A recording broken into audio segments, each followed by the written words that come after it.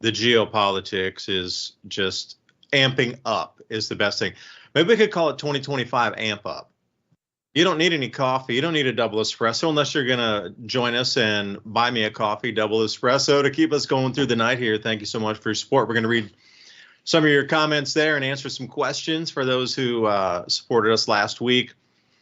Right away, though, this polar vortex, and I have a couple things to say about YouTube pushing back a lot of the information because of the Achilles heel is the wind turbines and the solar panels that are going to get covered with snow. The wind turbines are going to be covered in ice. They're going to have to shut them down like they did when ERCOT blacked out in 2021 in Texas.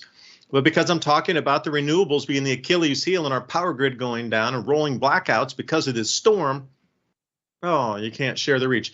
93,000 views on the first video, 130,000 views on the second video, and then I really started dissecting into where the windmills were going to be lost, where the production of power was going to stop first, where the blackouts are poised to set in first. And because it was all based on renewables, pointing fingers, 13,000 views on that one. Like, you can see the ridiculousness of it all. Ridiculous censorship. YouTube, shame on you, man. And we're trying to warn people out here of the absolute just intensity of historic dangerous cold sweeping through the United States. Over in Russia, they're breaking near all-time record cold temperatures in Siberia, if you can even imagine that. We got snows covering Athens. We got snows down in Tunisia blanketing the North African deserts. There's a weird, mysterious fog all around the planet at this moment. But I really wanted to focus on tonight. You know, I've been following incessantly this polar vortex. I saw it coming out long range about 5 days ago when I saw the models. But I spun back around over in Asia and I went to Severe Weather EU, and I could see there how this thing was moving, and we'd seen the same setup in a few years prior. Now, because I've been doing this thing since what, late 2013?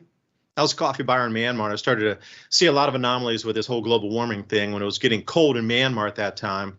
So looking at, you know, how something is setting up for a winter in terms of the North Atlantic, or, you know, what's happening in Asia, that air masses are going to get pushed over, and the absolute ridiculous cold that's up in the North Pole right now. I knew something significant that got knocked off. It wasn't a stratospheric warming event, but something very similar.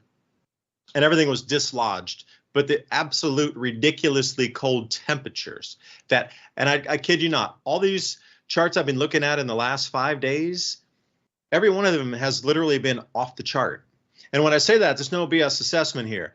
When you look at a certain chart, generally it's in a parameter or range that has been forecast prior, or it sits within a bounded range.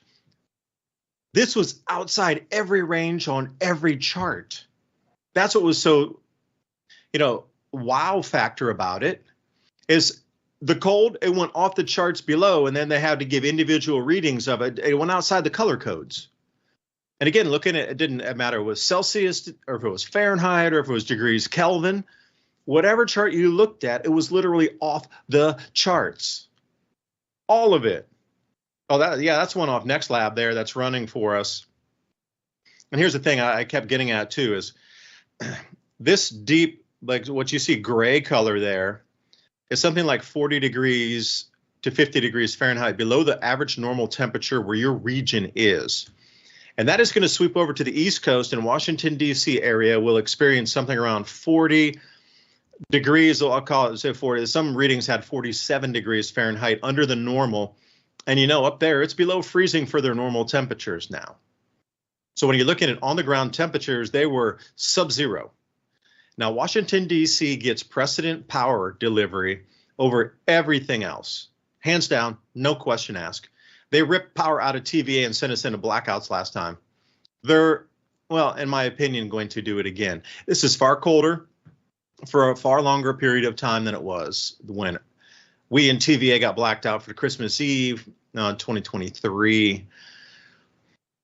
It's going to get really cold for a long time. And now the ice storms are coming in.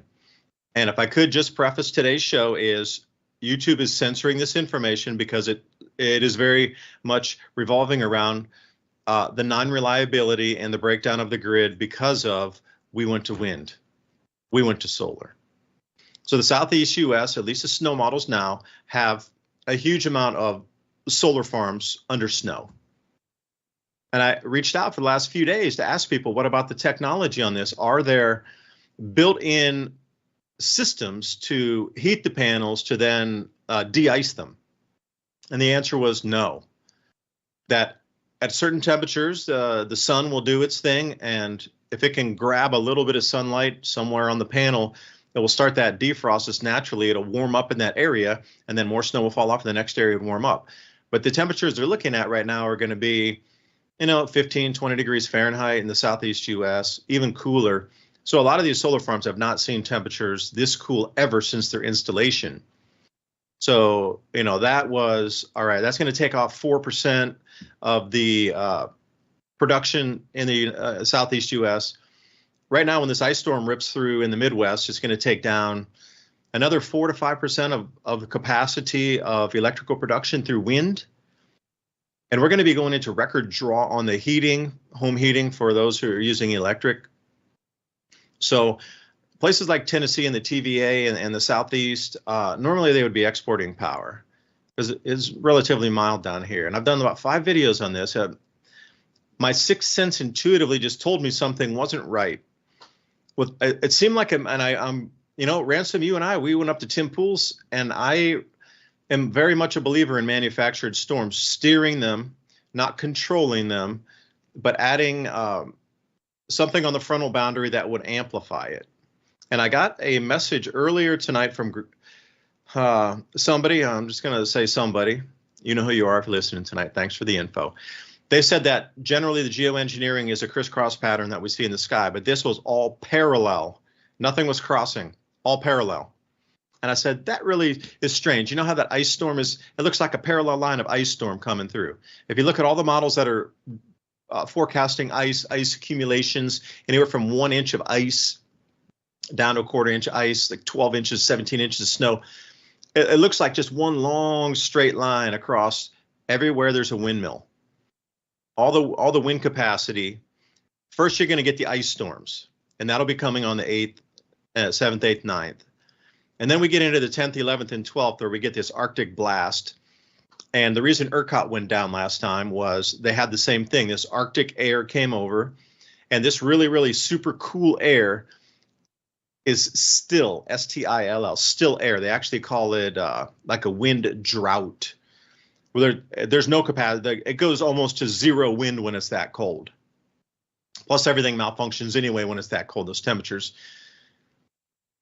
And wind power. So it's going to get iced. There's going to be an enormous amount of lines that are going to come down with the ice. The wind turbines are going to shut off because of the ice. And then we're going to get into, if it wasn't just directly iced, now that's not going to be super all-encompassing. It's going to have a very large effect. It's going to probably take down 10% of the wind capacity from like Lake Michigan West. But then when we get into this wind drought, this thing is going to absolutely just shut off everything. There won't be any wind to push any turbines. So the entire, everywhere there's wind, let's say from Texas north, it's all going to pretty much go to zero. Now, obviously, it's not going to be 100%. There's going to be some areas that do have some wind, but I would say on a predominant amount of an average, there'll be almost no wind. And you're going to have these extreme cold temperatures that are going to start breaking and snapping a huge amount of infrastructure. But then the snow models show a huge amount of snowfall, like I said, over the Southeast U.S. in conjunction at the exact same time with downed iced lines, iced up turbines, and the ones that didn't get iced in are going to have a no-flow wind pattern over them. A quarter of the United States will have a no-flow wind. It'll be so cold, no wind is going to move. And then you add on top of that the snowed-in panels, and you add on top of that the absolute record draw that's coming, and then you add in on top of that the surveys they did after ERCOT, and none of our grid got repaired. The mid-intercontinental, that Gulf area is going to be the tripwire that sends us into blackouts.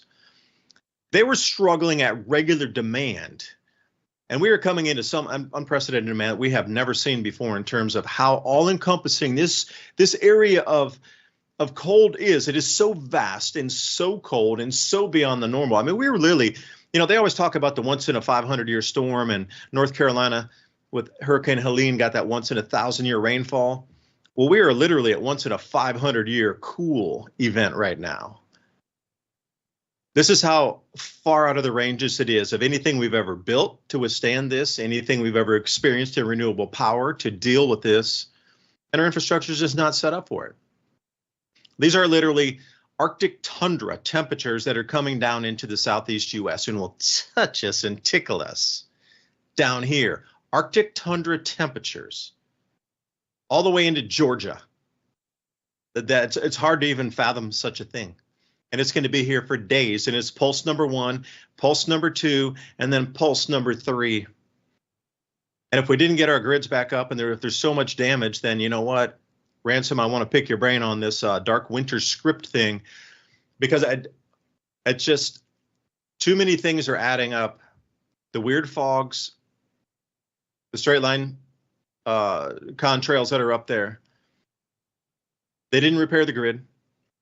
And we're coming into something that far surpassed any blackouts of the last 10 to 15 years. It's going to make those look like child's play in terms of dealing with the cold and the demand during the cold. But see, now we have all these AI data farms, data centers, Bitcoin mining operations. We never had those before during these last blackouts.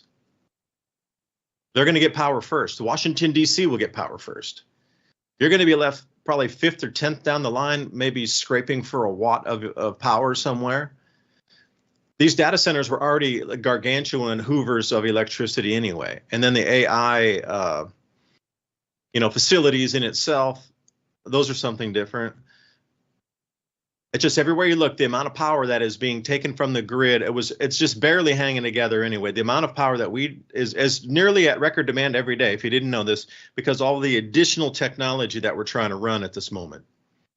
Now we're coming into the coldest period in hundreds of years. At the same time, all of these they're not going to turn off a data center to give you heat in your home. It's just not going to happen. It's just not. And the palatial mansions around Washington, D.C., they shall be serviced first while you freeze. So the reason it's a long-winded entry into tonight's show is please get ready. Please get ready. This is no joke. If you can learn something about cold weather preps and you can compare with people, please get ready. Whatever you need to do now, you have a couple more days to get ready. In my personal opinion, I would err on the side of caution because there's so many unknowns, and this is truly an unprecedented event. And I don't know where that's going to leave us, but Ransom, I'd love to pick your brain on the Dark Winter script and see what you're thinking tonight. Welcome anyway, Ransom Godwin here. I'm a Mike Hogg dude. You got to keep me back. That's okay. I think it is going to be a dark winter for a lot of people that don't prepare right now. If they're not, this is like the hurricane. It's not like we want to say I told you so, but we did mention it, and this is the time. Don't wait for outside sources to help you. Just be prepared for it right now, which I hate to say it. If there are power outages, hopefully they'll get fixed relatively fast. But if you get stuck in one of those areas that they just can't get to for whatever reason, you're on your own. So I would suggest, if not literally having a stack of firewood, despite not having a fireplace, that you would have plenty of wood furniture around. Or, there's things like this that you could buy real quick if there's any left at the store. Hand warmers, you can, there's all kinds of stuff that you can do. I would suggest, which I have done for a long time, is go to the thrift store and buy yourself some Gore-Tex. It's so perfectly insulated against moisture, and if you have something warm under it, you get hot.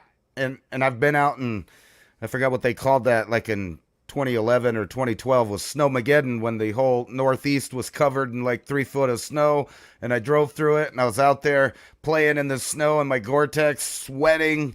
It was, I could see how just with the right stuff, you don't have to worry about anything. But cotton kills.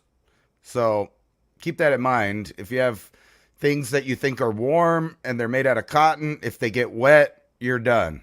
And so you just don't want to wear that. You want plastic on the outside, or plastic type clothing that will repel the moisture and block the wind. And then you can basically hang out in it, and it's not an emergency anymore. The problem with that is they don't make Gore-Tex suits readily available for children. So there's not really small sizes. They're almost all adult sizes, at least in the military stuff. And, ordering online now is just, it's too late. So you got to find things that are at the store now that are going to help you along. And blankets are not a bad idea. I mean, plenty of generations have got through with a coal and some blankets. Heating up a pan with some rocks in it right out of the oven. If you have a gas stove, at least, you'll still be doing that. I mean, these are old school things people did in these kind of winters that didn't have electricity in the first place. So they weren't going to be shocked because they were, the winters were brutal all the time. And there's plenty of old style ways to stay warm. And I hate to say it, having a stockpile of burnable things is not a bad idea. You're warming the planet, Ransom. Stop. My grandchildren don't have a chance with you and your wood burning. Right. Well, some of that old furniture's ugly anyway. Start with the knockdown toxic furniture from what are they, IKEA and stuff. No, I'm kidding. Don't burn that. You need real wood. Don't burn that in the house. Yeah. Can you imagine breathing Don't burn that. Oh my God. Might as well put the tailpipe of your generator. And again, speaking of that generator, you got to vent that out, man. You don't want that carbon monoxide in, do you? No. One thing my grandparents used to do is they had a little machine that rolled up the newspaper, and if you got your outtake good, you won't have to worry about any of the ink or anything like that. Plus, it's not really that toxic in the first place, unless you're in there inhaling it right out of the fireplace. But she got by winter after winter after winter, just rolling up her newspapers and throwing it in there to keep warm.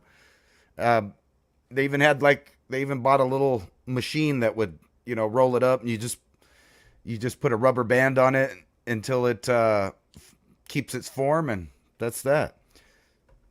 Hey, I was in South Africa, and some dudes were rolling joints and newspaper down. Interesting. Whoa. Sorry about that. Wrong button. Yeah, longevity on that's probably pretty slim, but just saying. Witnessed it firsthand. Let me fix your camera on my other scene because Skype reset everything. So let me fix this here.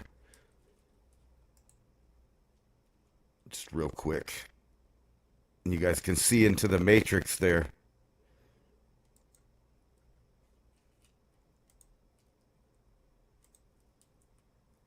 Technical difficulty. We got to add David. Here we go. Through that. And you're back. Good. And I really hope that and that we can see through the illusion of renewables, that when this storm comes and it does start to black out, which I hope everybody can be safe when this happens, you really need to get ready, that the Achilles heel of this renewables will be laid bare for all to see, and we will demand that never, ever happens again, because it'll be such the magnitude that political careers will be lost. And I'm hoping the entire spectrum shifts, because this is unreliable power. And magnetic motors we never really delved into. I mean, Nikola Tesla had the inventions quite some time ago, and Marconi and Brown, they started messing with electrogravitics, and suddenly they just disappeared. We didn't have to combust a single item on our planet to spin a rod, to move something, to generate. I hope we go to these new methods. Maybe this is it, because, you and I had talked about before, okay, you're seeing a lot of drones in the sky / UFO / whatever, unidentified somethings, as the possible soft drip into, hey, we reverse engineered some of the technology on a crashed craft. Okay, that's electrogravitics. You can put this thing in your house. It's worse. It runs on the Earth's magnetic field. It's basically magnets spinning oppositely against each other. But then at the same time, would it not make sense at the same time, if the grid crashes, that it's unreliable, that they would say, okay, we got to halt this. If every winter from this point forward is going to crash, the grid's going to go out. Nobody is going to rely on this any longer. We're going to have to come to new sources. So think about it from different angles. All right, we need a different source of power because the grid's crashing, because the snowstorms are going further south every year. The polar vortex is getting more intense every year, which disturbs the flow of air.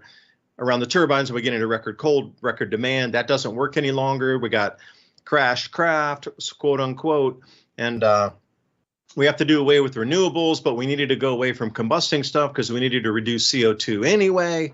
Like, you can see how this all just fits into the perfect narrative. Oh, and by the way, we can reset entire industries and restart the economy on a debt-based system again. Wow. What a 2025 late Christmas present that would be. You know, it's pretty obvious to me that this grid that they've built and the way that it is now wasn't intended to last very long. And not only that, they've had plenty of opportunity for decades, I'm going to say about 50 years, to upgrade what we use as a grid, and they just keep patching it and patching it and patching it and never upgrading. So that tells me that they're going to do something like they're doing in New Mexico, which is basically phasing out any kind of cheap renewable energy and replacing it with these god-awful fans. And you wouldn't believe how many they put up. I've been driving to Colorado and back on the same path because it's like the fastest. It's away from the cities.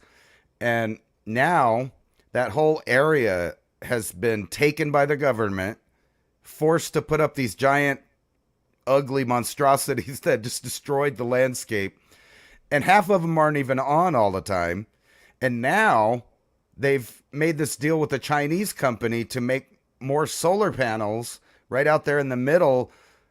And this is the thing that really bothers me, is they're putting these toxic, supposedly green industries out in the best prime ranching areas of New Mexico that's out away from the city. And then on top of that, that's where all of our aquifer runs through. So from the Rocky Mountains, you have the Rio Grande that comes down, but you also have this giant artesian aquifer that's right underneath the mountains, and it comes out in the valleys. People used to, dig their wells there and get water. You're not going to be able to do that when they start burying these solar panels that are getting destroyed by golf ball sized hail that's pretty common out here. It's going to destroy that, and it's going to toxify large areas of ranching land and the aquifer below it. So it seems like they're just trashing this. It's meant to collapse. And every time they do this, they're going to ask for billions of dollars more to fix it or upgrade it into one of these green areas instead of just fixing it, with new equipment that has protection against EMPs or the sun. I mean, this is all easy technology to do, and they haven't done it.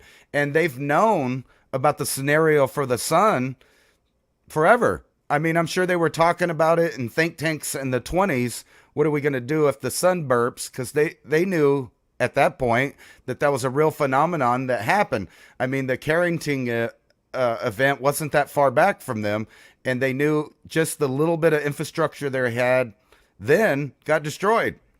Now think about today, and I'm looking around my neighborhood at all these cardboard boxes with the electrical grid in it and tied to it with a smart meter. They're all just ready to burn. Matter of fact, when it does happen here, which is quite often, at least once a day, somebody's house is burning down. It's gone in a second. And with a little bit of wind, cold, hot, it doesn't matter. It's torched. It's totally gone within minutes. And almost all of those people have no insurance. I mean, most of the class of people that have the cheaper end homes do not have insurance for flood, for hurricane, for tornado, for fire, for nothing. And that's the status of most lower class Americans.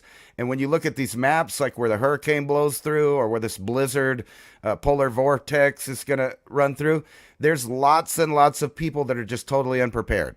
They're not going to do anything if the power turns off except for wait.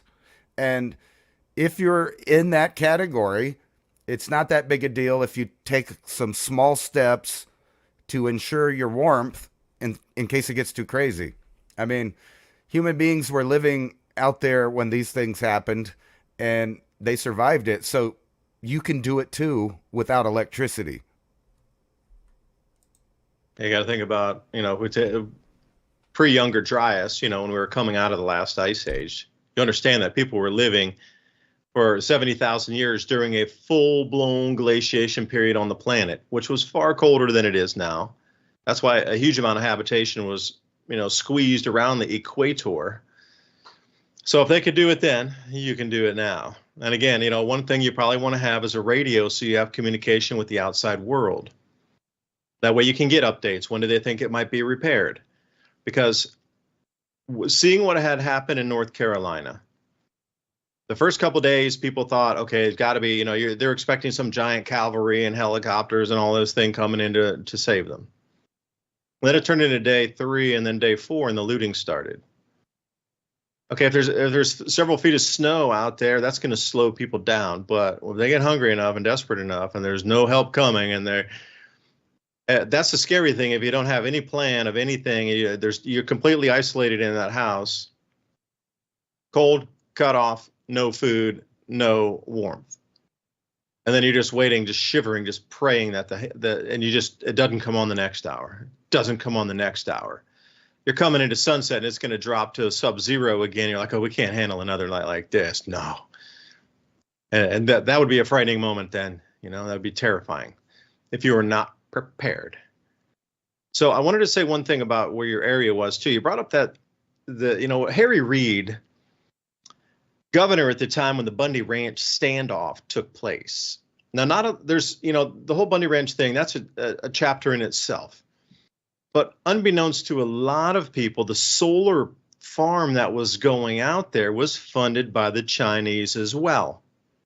And you might say, okay, that bakes it in the cake. That's the reason it was happening. Well, yeah, that was in part. But, written in the contract after seeing this, it came made public after a while. It was an old gold mining area known for gold reserves. But they were going to have to top strip 12 to 18 feet of, I forget exactly how many acres it was, thousands of acres. But they were going to top strip off that, put the dirt in containers, and then take it back to China and then refine, smelt, or pan the gold out with all that topsoil that it contained gold ore. That was one thing that was there too. So when you start to look at these operations where they're putting up windmills and solar panels, for example, a lot of these areas are designated wildlife zones, like can't go in there. It's a protected reserve, whatever. But under the guise of coming in with renewable energies, you would be able to top strip or strip mine that top 10, 15, 18, 20 feet of a known area with gold deposits. And where does that go is the question. Because it seems to be the normal thing now, because we set up all these rules and regulations. It's great to protect nature, but we should be able to utilize it too if we don't destroy it. But to come in and be able to plow somewhere completely flat plain, but oh yeah, by the way, all the gold reserves from those abandoned mines, we need to strip out all that rock too. You just hope you hit a vein in there. Don't tell anybody. Pickers are coming out. Get some big nuggets. But this seems to be the roundabout way they're going and getting, at least in my opinion, some of the easy low-hanging fruit gold reserves off in these select locations. And I would encourage you to look at previous gold claims, abandoned gold mines, and where these solar panel farms are going on, because they need to, like I say, take off the top anywhere from 5, 10 to 40 feet to get these things flat. And that would be a no-go area. They wouldn't even barely let you pan for gold as somebody with a little pickaxe, and you go up there and you're trying to find your black sand, and that you were restricted from even doing that. You had to bring your own water in so you could. That's crazy. And now they're letting them strip off thousands and thousands and thousands of acres in these same areas. So I don't know, something fishy is going on all around the place. I don't know. I see the cascading failure. Ransom, you had that article up there just a second ago. I was so super busy trying to get other things done for the show. I didn't really catch up on the news since the afternoon about the updates, but I did see one update, and they're now looking for inches, plural, of freezing rain across what is considered the densest of the wind turbines in the Midwest, south of Lake Michigan, going west. And yeah, that blue area right there, pretty much what you're showing, that's where all the wind farms in America are, is in the center of that blue is, if you were going to say, where are all the wind farms in America, Dave? Okay, look at the map right there where all that blue is. It's so quirky that it's almost an exact match. Take all the wind farms off because of no wind or icing, blanket the southeast U.S. with snow and cover up the solar panels, and put record demand from record cold temperatures. And what do you have? You got a disaster of the ages. Of the ages. And how long would it be before your power comes back on? I mean, if this really happens, Ransom, and I would, what do you think if the power stayed off for the rest of the winter? Like, let's say it goes down and it gets so broken and it just absolutely cascades into catastrophic failure, which I hope it doesn't. But how long do you think it would be before the grid would come back on in 2 to 3 months, comes back on in April sometime? How many people do you think would survive through the winter? And is this the Deagle report coming to life in front of our faces here, along with the Dark Winter script? Well, hopefully it ain't that bad. But, if you think about the conditions of constant cold, I don't know how long this is going to last, but if it's any time further than like a week, you're going to start having elderly people drop off. You're going to have kids getting sick, not necessarily dying from the cold, but just the overall conditions. And by the way, a lot of people are sick right now. I just got whole family just got over something. I don't know what it was. Sniffles, congestion, a little fever and body aches. And all we did is just travel around for Christmas. So who knows where we got that, at the gas station, people that had it already and felt better. But if you imagine being just a little sick with these sub-zero temperatures, so it's going to be pretty cold in your house also, especially if you don't have the right heating or the right insulation. I can see it getting pretty bad. It's almost the same scenario as, like when you'll have a heat wave in the upper 80s in Chicago for consecutive nights, and the nighttime and the daytime don't really change that much. People start dying because there's no fluctuation in the temperature for their body to reset. So the same thing happens when you're cold. And the problem is that same blue area is the same area with the cities with some very big homeless and vulnerable populations. So they're going to be, I don't know what they're going to do. Are they going to start setting up heating tents for the homeless or the poor? It's not just the homeless. Some people have a home. They just can't afford bills, so they don't have them for whatever reason. And I've met plenty of those people. I've met homeless people up in the Northeast that live on the streets, and they try to insulate themselves and find a warm spot. But the fact is, not everybody makes it through regular winters, much less, something that's harsh, because that's what's coming. I don't know how long it's going to last, but the question is will we have repeated weather patterns like this to come? Because we're barely, 10 days, 12 days into winter. And just a few weeks ago, they were trying to tell us here in New Mexico that, global boiling, we were having above average temperatures. And then you go look them up and it's like 1 degree one place, but then right next to it was a temperature that was lower than normal. So they pick and choose and cherry pick these temperatures, especially out of cities, because, you have a bunch of reporting stations, and they'll pick the hottest one they can find that's like on the south side in the sun with no wind. And they'll say, look, it's a record-breaking 80 degrees. But it's not really, because if you go around the building into the shade, it's like 60 degrees because it's a low winter sun, and it's actually cold outside if you're not in direct sunlight. And they've been doing that here. So it's odd that they even showing that those are extremely below average temperatures, because that counters their narrative. But they will say that it's caused by man-made climate change, and that's why it's getting colder, that's why it's getting hotter, that's why it's more humid or less humid on any given day. If you remember back in the summer, they were trying to convince people that they had the hottest record ever in Florida, and they went out there to the very top layer of the ocean and took a temperature reading from the very, very top in a little area that was a hot pocket, and everywhere else around that, the water temperature was normal. But they failed to mention that on the headlines. They just look at this one little spot where there's some hot water and it's a couple of degrees above what we think it should be. And then you have to keep in mind, they haven't even been keeping records long enough to compare the records to anything, because we haven't been doing it long enough to have an accurate picture of real weather cycles. You can't just take a 100-year picture, if that, and say, look, this is the pattern for Earth all throughout history. So if it gets a little warmer, it's your fault and you need to pay more taxes because we need to nip this carbon problem in the bud. Speaking of nipping, CJK Pack, thank you so much for the super chat. Have a half a cup.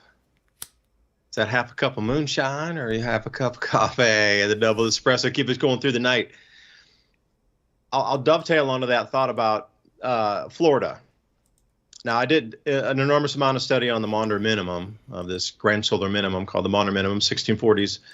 Now, the Seminole Indians, or the Seminole peoples in Florida, had a term for snow down in the Everglades, and it was called the Great White Rain.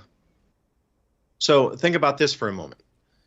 Conditions can get far, far colder than they are now. We're just getting a taste of what a solar low and dropping temperatures on an average of probably 3 degrees Celsius planet-wide would bring to us.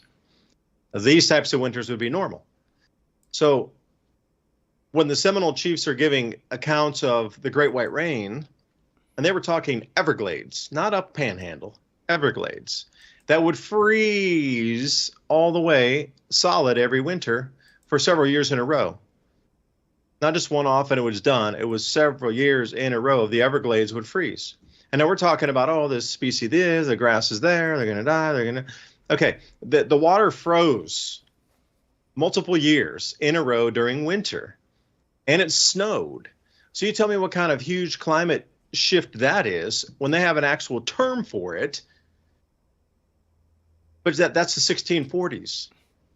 So again, this thing that we're seeing, I don't know if it's going to snow down in Orlando, but they are expecting well below into the mid-20s in Orlando and down into freezing temperatures where? The Everglades again. It'll drop right down around 30 degrees. But it's going to take a lot more cool than that for a prolonged period to get the Everglades to freeze over, where they talked about ice on iced over waters. But we're starting to repeat some patterns here. And again, I'll come back with you. Why are they not repairing any of the infrastructure? You're talking about the power grid. Okay. Well, what about the bridges, the locks, the highway system? That's not being repaired either. So what does somebody know that perhaps it can't be repaired, and that it was just a one-off cost, and it was done to bring society forward with manufacturing, to get us to a point where continuity of government could be achieved and kept intact for this change? Because if you're looking at a full global civilization and a global temperature has dropped 3 degrees Celsius, about 5 to 7 degrees Fahrenheit, we don't grow that much food anymore after that. We're going to have to shift growing zones. Different crops will be grown in different locations. That's why there was such mass starvation in the 1640s to 1670s. They even changed the way they raised animals. They used to raise an enormous amount of cattle in England, of all places, and they went away with that right away. They went down to sheep and goat. And you can watch this change into smaller animals, pig, sheep, goat. There were no more cattle. So these changes are real. You can see how they've ebbed and flowed through history. And here we are back at an absolute fingerprint of something that has not been around in hundreds and hundreds and hundreds of years. So if this becomes the normal pattern, and that was a prediction coming into extreme low solar activity, so solar cycle 26 coming up here, it was predicted for solar cycle 25. But what if we do come into an extreme low of solar activity that drops global temperatures? You as a government body and leaders of nations that understood this cycle was here, whether it was solar cycle 25 or solar cycle 26, your time is limited to keep this world intact as we know it. Like you would duct tape and bale wire it as long as you could to keep it functional. And that's basically what we're seeing is run it out. Like, you ever just like, you're going to get a new car or, you want to buy another car, I should say, it doesn't have to be new, but you want to get another vehicle. And you're like, oh, we'll just keep driving it for a little while longer. And if it really breaks, we might even get, and then something breaks. You're like, okay, we're going to repair it, but, let's just keep looking for the next car instead of selling it immediately. Okay, we're going to fix the alternator on it. Okay, well, yeah, this repair, this will get us to, and you just keep going down there. Okay, now it's the same thing. It's not meant to be fixed. And you and I both come to the same conclusion, but why? Why now? Why is the world being shoved down our throats in this rapid, like almost sloppy fashion to get us to change so quickly? Like the entire economy is moving, the cryptocurrency, we're coming into data centers, you got the AI, humans are no longer needed. Everybody's going to be jobless in a minute or two because the AI is taking over. Everything's going to be self-delivery, self-this, that. Like we're being phased out and the entire world's shifting. But is it really because AI is coming in now? Or is it they know through the past cycles that humanity, the carrying capacity drops tremendously, that there would just be less humans on the planet? So maybe robots and AI could take over the functions of where humans were. If it gets to the point of that, like stability where they can get off the wire and start cruising around. You see a lot of videos, but are they truly there yet? That's the question. Maybe they're 50 years ahead of where they say they are. I don't know. Somewhere in the middle. But I agree with you, man. This infrastructure is not being upgraded on purpose. And this storm, I think, is going to be a wake-up call for a lot of people. A lot of people are going to be like questioning, why do we put all these unreliable systems in place here? Well, I was looking at, different models. Some of them don't put South Florida above 45 degrees. But I was just thinking, if I was a native back in the day and it was, a bad winter and the cold was stretching down, that means there would probably be less to eat and stuff. So right when it got the right temperature, you got iguana stew. It's just falling out of the tree. It's like a blessing from the gods. Ready-made meals falling on the ground. They don't even run from you or nothing because they're so slow. But according to Ventusky, if you skip down to Monday... Oh, is that Ventus guy there? Yeah, it shows, some really low temperatures, but it doesn't forecast it as bad as some of the other meteorologists are doing. And then on the 6th, it looks pretty bad for the... around Kansas and Missouri and stuff, about 0 to 5. But these are all predictions, so we don't really know. Yeah, run that out to the 13th if you could, Okay. Ransom, and you'll see where it drops out in temperature. That's just the first wave. Okay, so everybody out there, please understand, this is just the first wave of these 3 pulses that are coming in. This is not the storm itself. This is just one of 3 pulses inbound. So The big one, the dropout of temperature should occur right around the 13th, 12th and 13th. 11, 12, 13, those are danger days. And then as we come rolling around the 17th, that's another set of danger, but it's too far out for reliable models to really pick up anything. I mean, yeah, they can Right. give you some indication, but... Looks like Monday. Oh, and Ransom, if I could here, anybody who... If you appreciate what we're doing tonight and you like the conversations we're having, please jump over to buymeacoffee.com/civilization cycle. We try to read the comments as you continue to support us through our work here.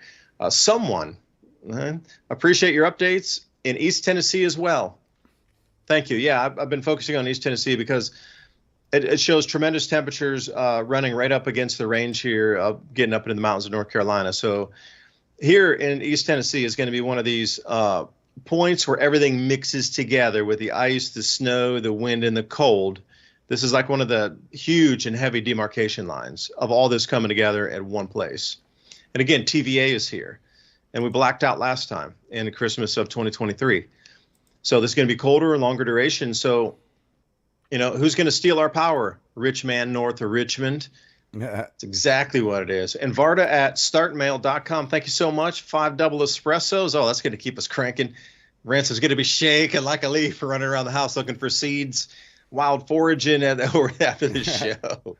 Lena, you guys are the high point of the week. Thank you so much. News-wise, I appreciate you so much. Well, I appreciate you, Lena. Thank you for continuing to support us so we can continue to do the research.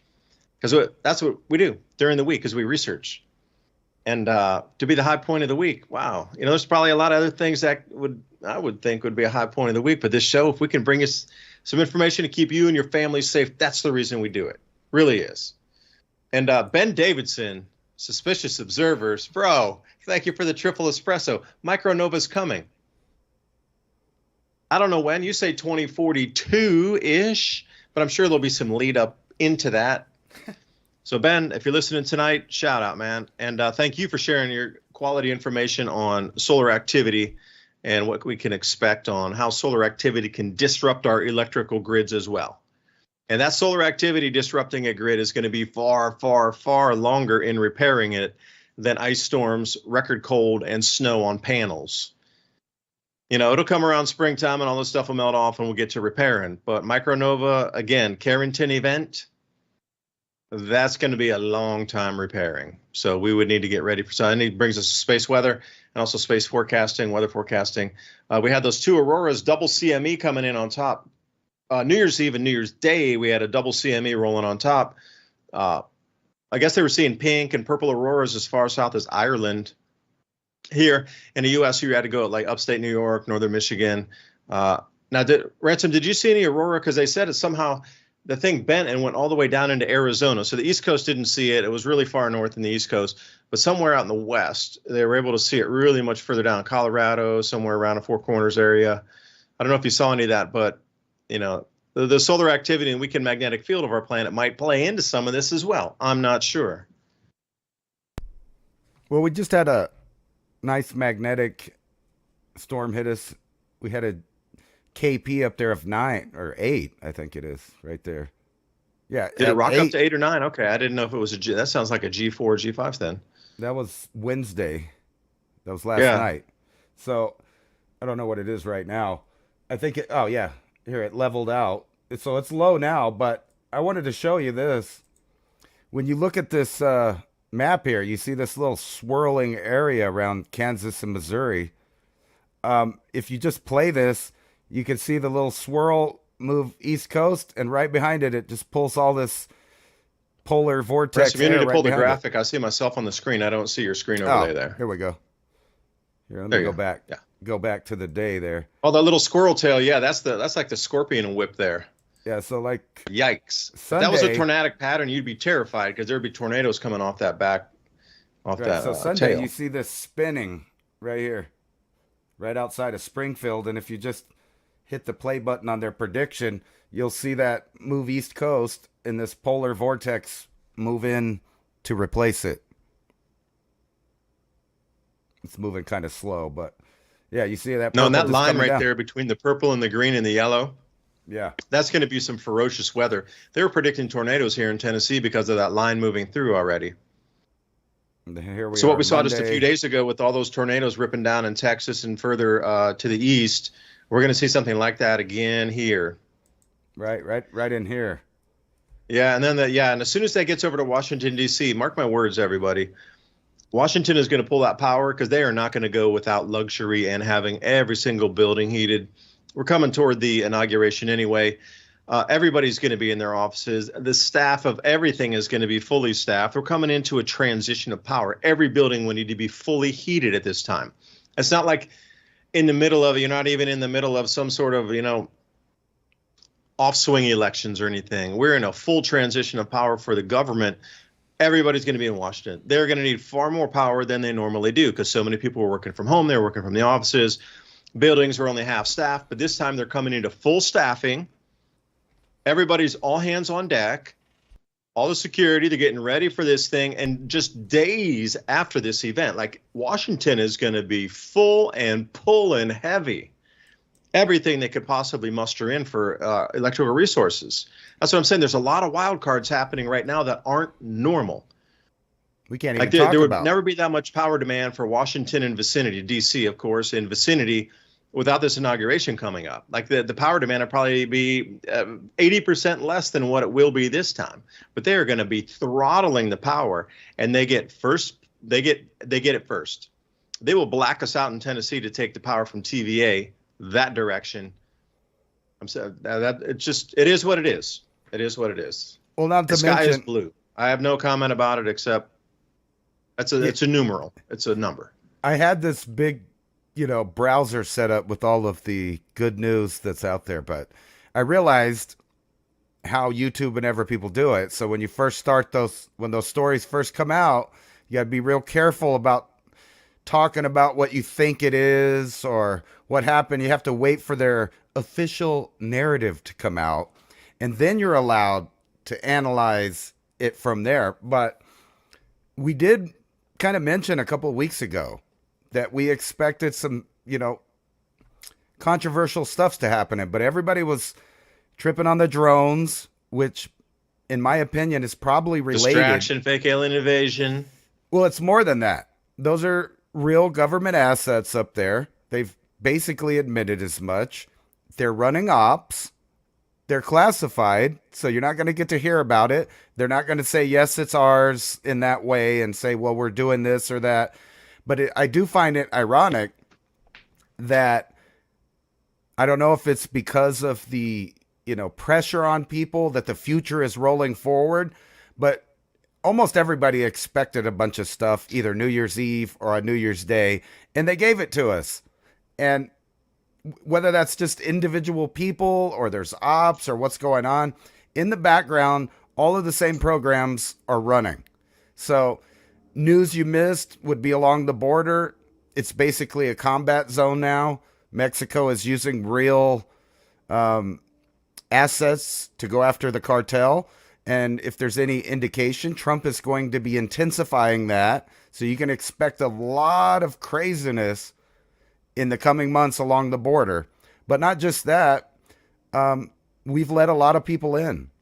And matter of fact, there's rumors, I'm going to try to verify it, that there are uniformed Chinese military in Mexico right now doing different things. I don't know if they're like a protection group or whatever for people that are having meetings, but there's a lot of weird things being shook up in the background, which puts the near future kind of in no man's land.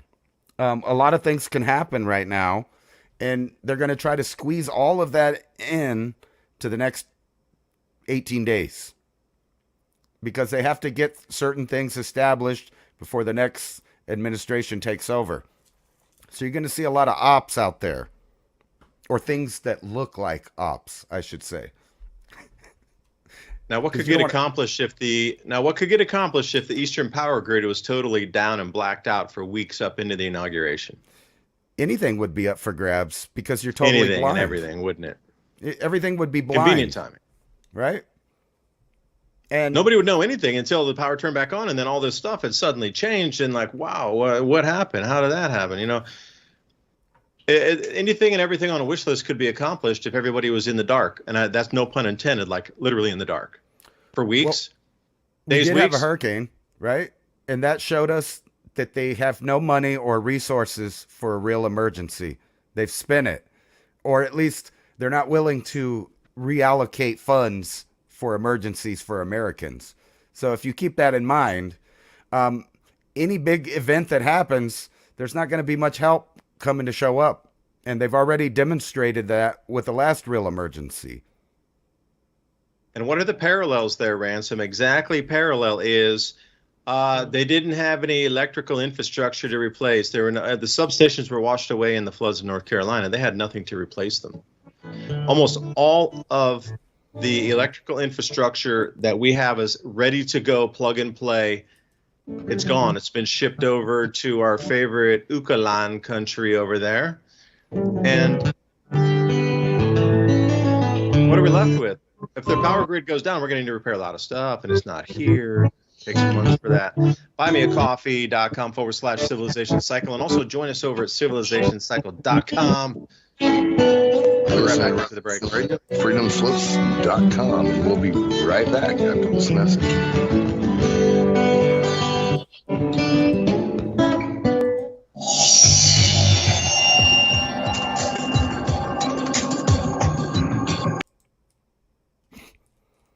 Oops. Here we go.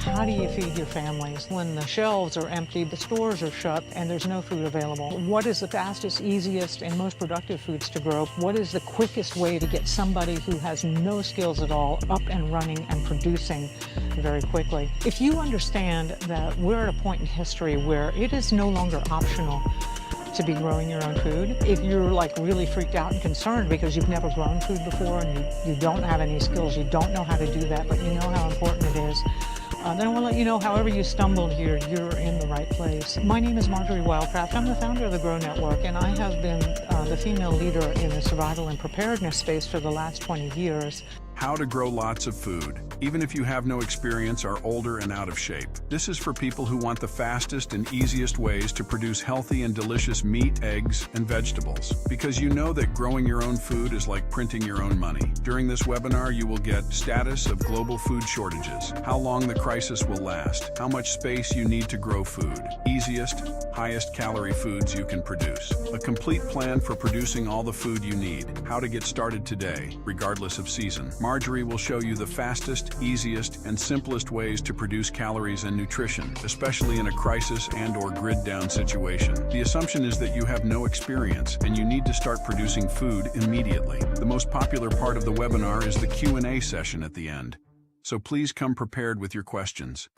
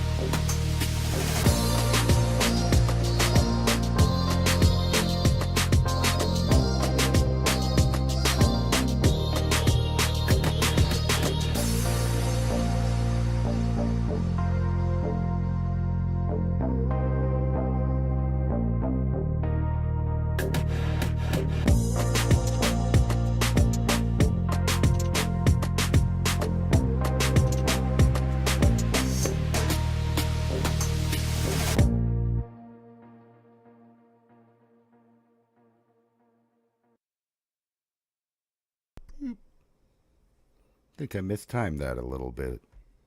Anyway, welcome back to Civilization Cycle. Wrong one. There we go. We're just back a little early, I think. Yeah, there we are. We're waiting for the DuByne. The timing went off a little bit. Let's see here. The cold. Yeah, if you live by Kansas City, right? Well, welcome back for the second half of Civilization Cycle. I didn't hear the music start. What happened to our favorite AC/DC song? I don't know what happened there. I was in limbo. I don't know. New year, new vibe, new songs, new break time.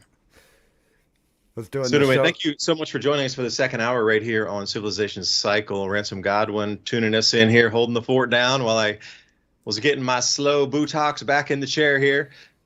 Usually there's some music that plays at the break that, yeah. Anyway, we're back on it. So this polar vortex, because the reason I was looking out at the update out there too. So Ryan Hall, y'all, if you know who he is. Now, if anybody is looking for some information, I'm going to give you a couple names here so you can find your own charts and do your own research. NextLab, NEXLAB. And those were the charts that Ransom was showing where they were moving graphics on the charts. NextLab, that's from, I think it's DuPont University. You can make your own model runs, and you can do it like specifically where your region is, and you can like plug in a huge amount of parameters there. And that's called NextLab, NEXLAB, and run your own charts. And you can use the European model, or you can use GFS. Just stay with those mainly, and you can do different kind of things, temperatures, moisture, snowfall, whatever you like to do. Ryan Hall, y'all, he's more of a storm chaser, but he is big on this one. He said, this is going to be everything at once. This is a game changer for American infrastructure. This is a game changer. Okay. Comes from a pretty well-known person in the whole weather space here. Ben Knoll, Ben Knoll, Noll. He has a huge amount of moving graphics on his Ben Knoll Weather. And Chris Martz, that's Chris MartzWX. He's a good one too. Smart boy coming up, really intelligent, leading the pack in on the new generation on calling the BS on what the whole narrative is for the scamola, looking at previous temperature records compared to today. Who else would be out there? Ryan Maue, Ryan Maue, Ryan Maue. I pulled a lot of charts from his. They run. He used to be with Weatherbell, and now he's spun off and done his own service with weathermodels.com. You can check out their free portals there. And also Big Joe Bastardi, and he was Weatherbell original founder, and Big Joe Bastardi, yeah, man. So those are the ones I'm following on X that give you a huge amount of free charts so you can follow this. And what's scary for me is these guys are miles ahead of anything on the National Weather Service. Like originally, those guys all started putting up charts, and where I pinged in on some of the stuff, like 5 days ago, or is it 5 or 6 days ago? You have to look at my first videos and see how many days ago it was. The National Weather Service only yesterday started to talk about this. But the independent journalists were ahead of it by 5 days. That's not right. That's not right at all. Like, hey, why are they waiting so long to tell everybody? And how could they not be on it? And again, even in my local weather station, I understand they go out 5 days or something, 7 days. But this is an all-encompassing thing where they're just talking historic everything on this, pegging charts everywhere. Even like 50-year weather forecasters are going, well, this is something we've never seen before. Okay, this is the magnitude of it. Yet the local weather stations are still not talking about it. They're just like, oh, your 5-day forecast. Yeah, dude, there's something so historic ripping through and will be a 3-pulse civilization changer here. And they're like, well, your picnic weather will be good on Saturday. Like, what about next week, Wednesday? You know, I just don't understand why they're so afraid to tell people in advance of these like massive events coming in. It just makes me not believe anything more that these, I hate to use the word mainstream media, but, more of the classic print and television media. They should be the number one people out there. They have the widest expanse from Ma and Pa Kettle on Main Street to get people ready for this.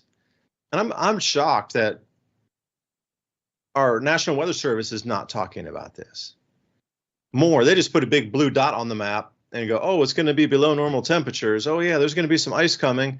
We'll get you more details after the weekend. I'm like, dude, after the weekend, that's like next Monday. We're going to be in the thick of like inch deep ice on our wind turbines across the United States in the Midwest. And you guys are talking about updating next week.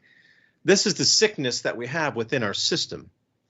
Truly, it's a sickness. It's rotting from within. These, come out on Monday kind of update things during adverse and unprecedented conditions like this. You need to, get out of this old 1950s mold and come into the modern world. We're using social media to push through by minutes. And I am shocked nobody's in these offices putting out this information. It's a disservice to everybody out here. You're risking lives. And all these others out here in social media are taking over what the government should be doing. We should all be getting paid for this. All of you in the National Weather Service should be fired. You all should lose your jobs, absolutely, and let the social media people take it over, because we're doing a far better job, more reliable, on the minute than you ever have. Building in with your narratives and now delaying, oh, we're going to wait until Monday to release the next set of charts. Come on. Really? There's got to be some changes that happen after this event here, because clunkiness of like government moving at the speed of a snail versus something that's literally lightning speed, where people are running with these charts and making their own model runs and pointing out different places along the East Coast, Central, Mountain area, whatever. They're all just like dissecting it and putting out their own analysis and their own regional areas and running just circles and circles and circles around these governmental weather people. The real media is now the alternative social media, because we can't rely on clunky, ancient reports coming out once a week when something that's changing by the minute. I mean, we really need to revamp a lot of things. And I hope that, when it comes into it, and I don't want to really get political because I never have been. I don't care who's and all, it's just if we ever did away with the Federal Reserve at that point, I might think that there was some real change happening. But you stealing 2% of my money every single year on a plan that their benchmark is 2% inflation, that's 2% theft of my money. That has been going on since I've been born. So for the little, red or a blue or an elephant or a donkey to come rocking in there, we're going to change. No, nothing's changed. You push the envelope down the road, but you're still stealing 2% of everybody's wages every year. Once that changes, perhaps I will believe there's a real change in the system. But until that changes, I just have you're the same, the uniparty. Until that changes, everything's still the uniparty.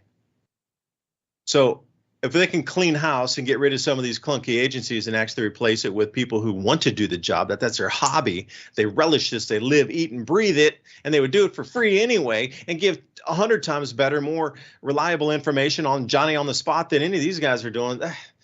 That's who we need leading our country and in charge of these, different divisions within the country. People who love it as their hobby, not just because they wanted to get a paycheck and take gifts from people and just barely show up at the office and just barely get by.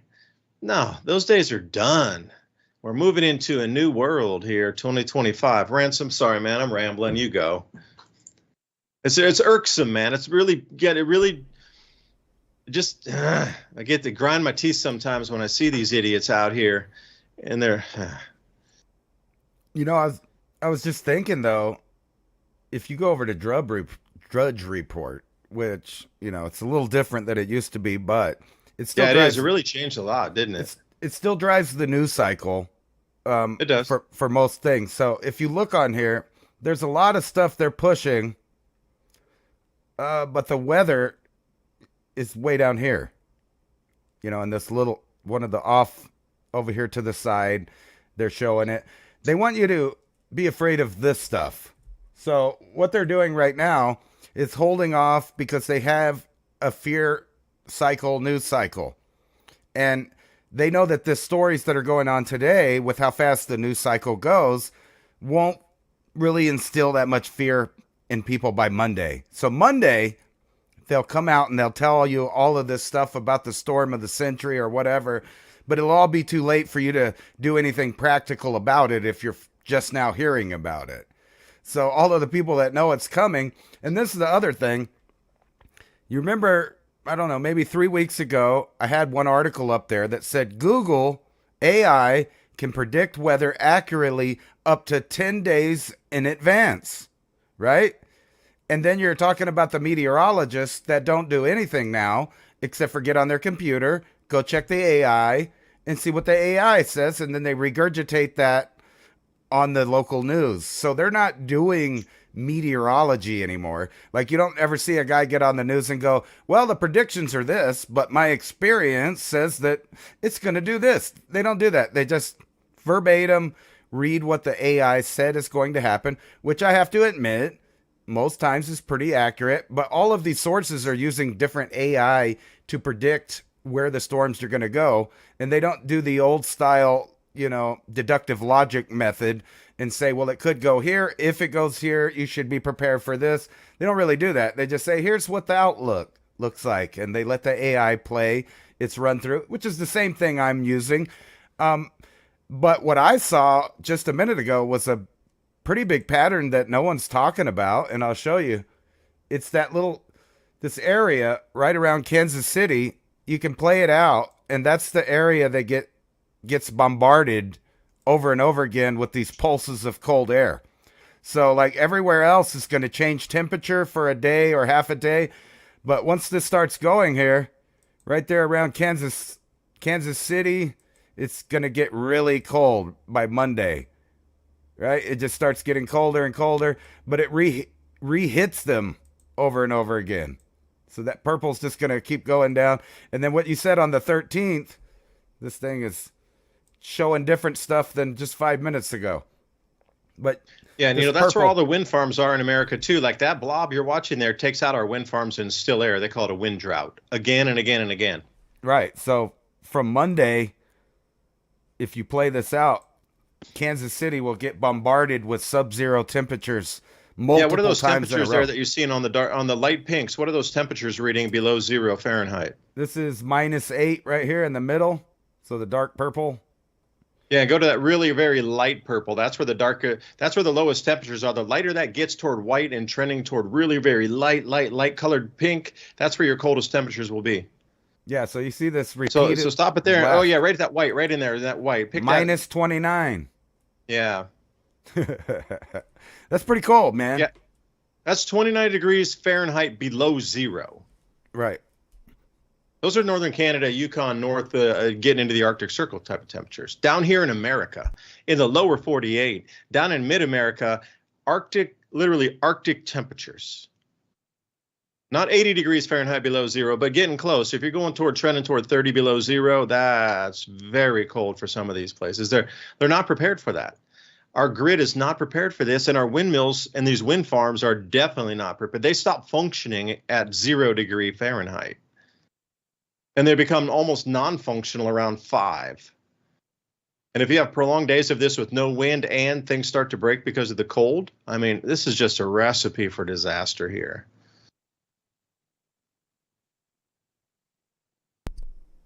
I kind of luck out over where I'm at because I know you're going to be all nice and toasty, man. Send me some pictures of the sun.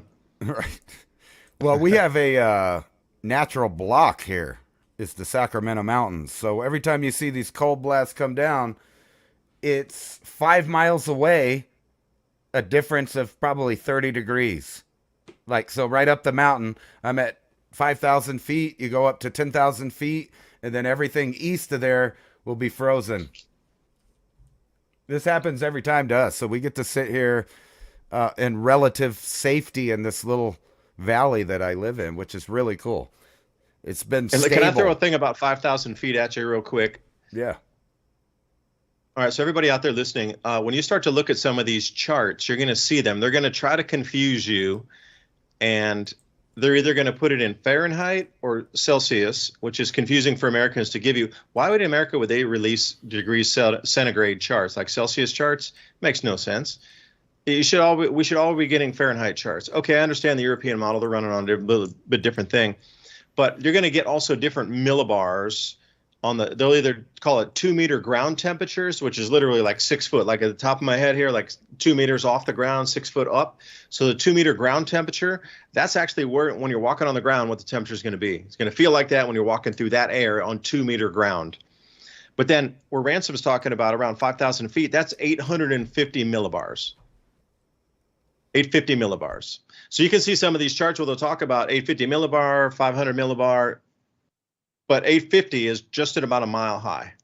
So if you see this, they put those charts out for people just like Ransom. So if you're at a mile high, and there's a lot of elevated places here in North Carolina mountains, over in Colorado and everywhere along that way in the ranges. So they try to give you a ground temperature at 5,000 feet for those that are living at elevation. Now that temperature at 850 millibars probably might not be the same as if you're a mile lower in the atmosphere, the temperature is going to be, well, warmer. So these 850 millibar charts are generally far cooler because you're a mile high up into the atmosphere. So just wanted to throw that out there. If you ever see 850 millibar charts, that's a mile high for reference. And then you're going to be looking for ground temperatures, 2 meter ground. And that'll give you a real on-the-ground feel for that. And it's not wind chill. It's just like, what's the on-the-ground temperature, which Ransom was looking through some of those charts there. Just an FYI, because there are going to be a ton of charts flowing at you as this thing takes hold. And temperature anomaly, for those listening also, a temperature anomaly just means like your average temperature for this time of the year, let's say it's 30 degrees Fahrenheit, and that's like your average for the nighttime low. When you're looking at these charts and it says temperature anomaly, you take that number and you subtract it from your regular. So if it's 40 degree temperature anomaly and your average date or your average nighttime low is 30 degrees, that is going to put you at 10 degrees below zero. Because you're just looking at the anomaly. It's not going to be 47 degrees below zero. It's going to be 47 degrees or 37 degrees, whatever, off your regular normal temperature. And that's how you read that chart too. The anomaly is based on your average temperature, and then subtract that number from your average temperature, and you will arrive at the temperature it will be in your area. So we're here at 30 degrees, and it's supposed to be 47 degrees below the average. So that puts us at, well, 17 below. I don't know. That's and then I get into weird math then, so I'm not going to go there. But anyway. Yeah, and all that white that you're seeing on that chart there, that's at least 10 degrees below zero, sub-zero. And then you see that pocket breaks off and comes way south, and then it hits Washington, D.C. That's what I'm saying. Washington, D.C. is going to be sub-zero temperatures. Coming into a fully staffed every office building, 100% hands on deck. They're going to draw so much power for this inauguration that they very well might black out other parts of the eastern seaboard to get the power to them for the inauguration. It's crazy. And you can that other part, a little cut off low there too. You see it's a white that's cut off and it's all surrounded around everything. That also is sub-zero temperatures that are going to come down into Tennessee. Right. This one's the 9th right here. And I'll switch it back. That other one was. Yeah, the 9th. And then the other one I cut out there was like the 12th, 13th, all the way up to the 19th. Right. I pulled up 2 model runs. So you can see it's a repeated wave. It's wave 1, wave 2. And then after the 17th, it's too far out to really know what's happening. And that's wave 3, somewhere around 17th to the 20th. So if the grid goes down or some major, your pipes are busted and all kind of crazy stuff's happening, you only have a day or two until the next front comes in, and it's going to smash low cold temperatures again. And then you get the third wave, and then it's too far out to know what happens after that. But anyway, that's why I keep harping on this. It is a crazy event that's coming in. It's like a Category 6 hurricane. Well, I wouldn't count on your electric blankets. Your electric blankets might not work out unless you got it on a battery or a generator. No, but my chinchilla coat will. But how dare you? I'm serious. These things. I got a bunch of these, and I got some more from somebody on Christmas, and I've never used one because I always have the right attire for any situation. But if you don't, these are tiny, and you could wrap this in a space blanket or 2 or 3 or 4 or 10, and you can protect yourself with about this much space in your purse, backpack, or, like your glove box, whatever. And if you have water, I would make sure that you have water that's drinkable. Even if it freezes, you can melt it back down. You don't want that stuff outside. I've been seeing all these articles about how toxic the rainwater is. So you can't even just go out and, melt some snow down or some rain without toxifying yourself. You still have to filter it, which is crazy that we now live on the earth and you can't even drink the normal water out of the sky. And does anybody have any filters like Berkey filters or anything like that? I have several gravity filters, water straws. You need at least three different avenues of filtering your water just to be in, for sure. And if you live in those houses, I don't know, how they used to tell people if the power's going to go out or whatever, or the water's going to be shut off, to go ahead and store a bunch in the bathtub. And if you got multiple baths, just go ahead and fill it up. You'll be able to use that for cleaning and whatever. And staying clean is another thing that you would want to do, especially in this circumstance. Like I said, a lot of people get sick, and it's the combination of being cold and sick. All right, so Ransom, let me buzz in here. Yeah, buymeacoffee.com/civilization cycle, our top supporters. Thank you so much, Tracy Thomas, Michael Horton. Oh, excuse me, Michelle Horton, my bad, and David Campbell tossing us some double espressos and triple espressos tonight. Thank you.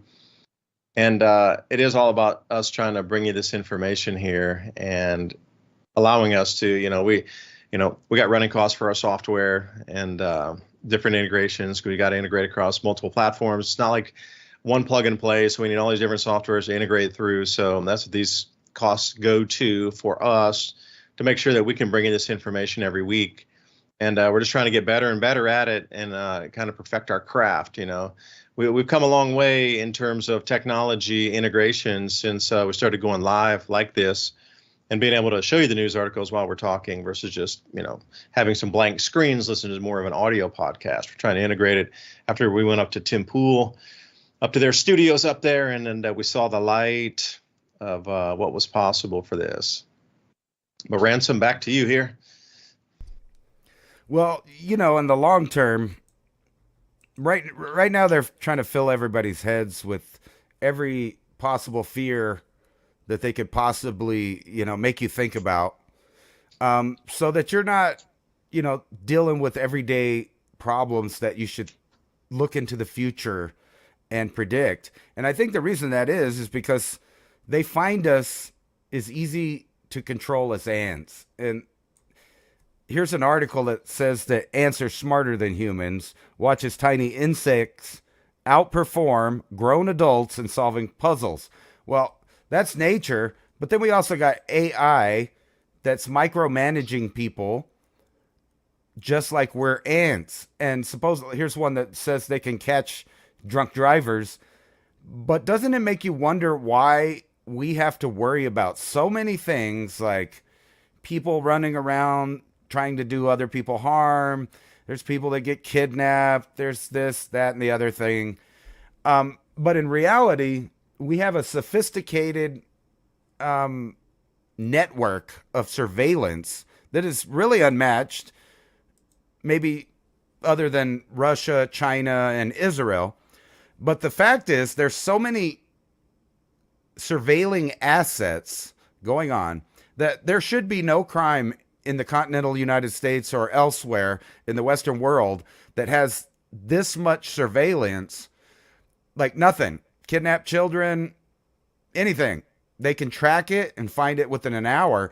And it's funny because I'm seeing everybody on the internet catch on to these softwares that keep track of every person that's walking, every car that's moving, parked, what have you. And they keep track of this nonstop. And people are starting to understand now that they're being controlled. The problem is I made a video in 2015 that was kind of mocking the fact that they were already using that software in the late 90s with a sensor called Argus that's like having 10,000 predator drones looking at an area at a time, and it has the highest resolution picture in the world in the late 90s.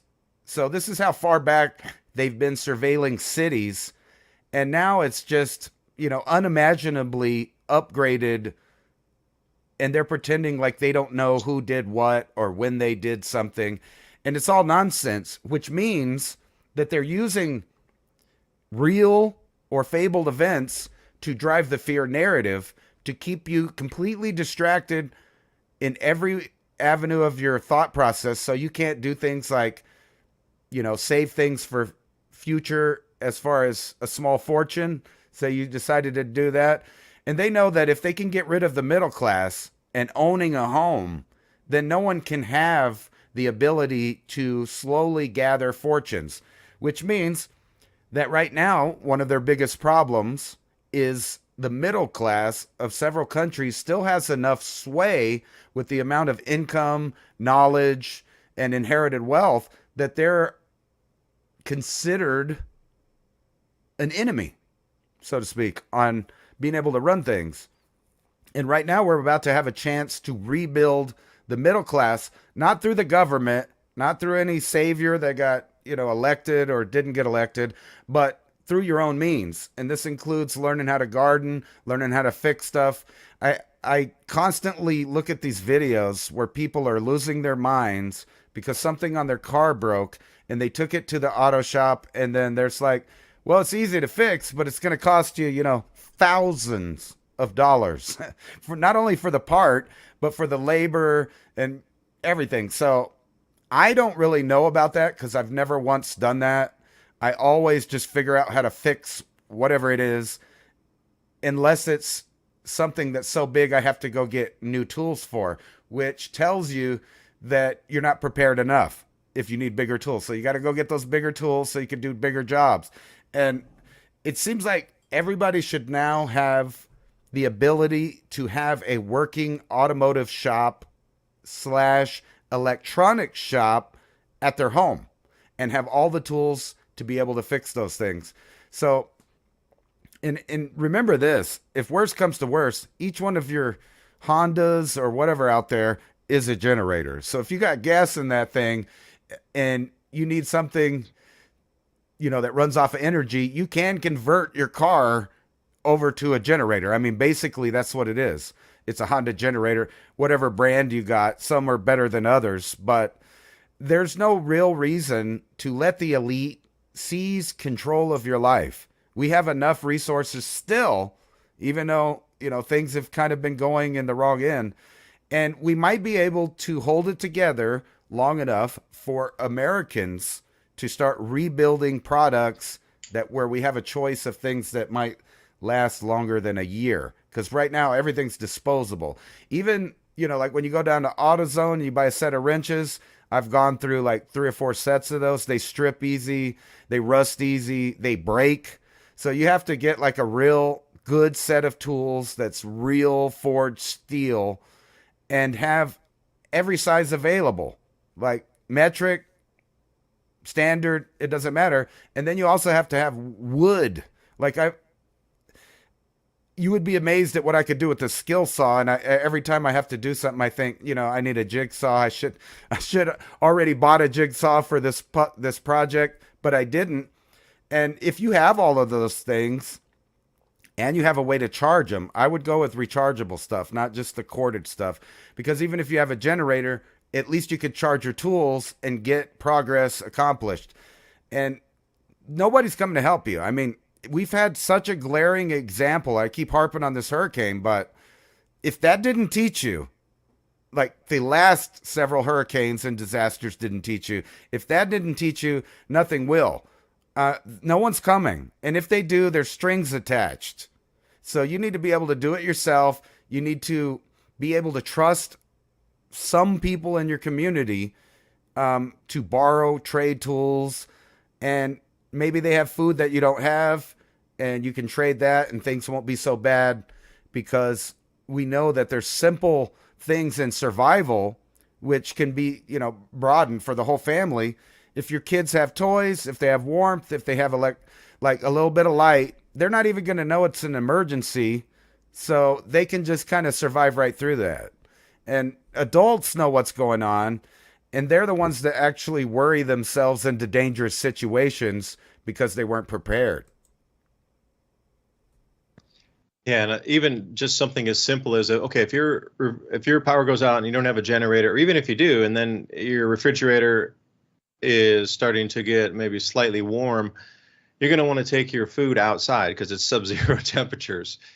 But you probably just don't want to leave it laying out on your deck or something where animals can come in. Just building a simple wood box with some OSB or something in a pinch in a matter of half an hour to give you a storage box to put your food in the cold weather outside, so no animals will come in and get your stuff.